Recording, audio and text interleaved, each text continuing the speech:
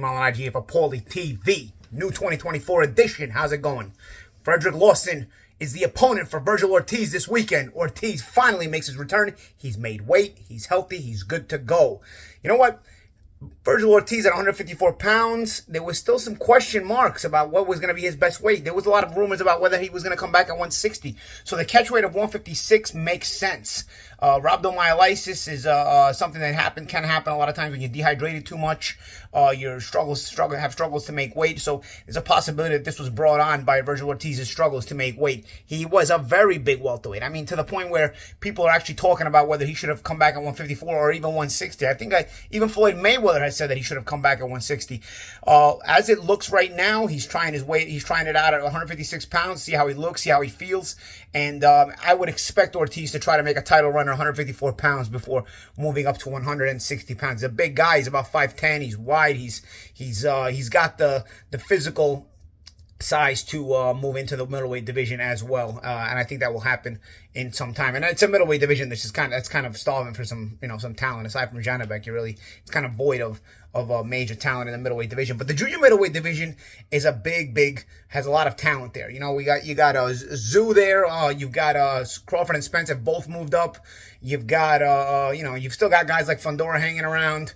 You've still got guys like, who's the guy that beat I think Gonzalez, who beat Fundora and lost to Zoo. You got a good weight class. You got a fun weight class. You got fighters that are capable of making good fights. A lot of possible opposition at 154 pounds. But let's first see how he looks against Frederick Lawson. Lawson, a Ghanaian fighter with a 30-3 record, 22 knockouts, looks good on paper, but he's really just a comeback opponent. He's a guy who's mainly fought at welterweight.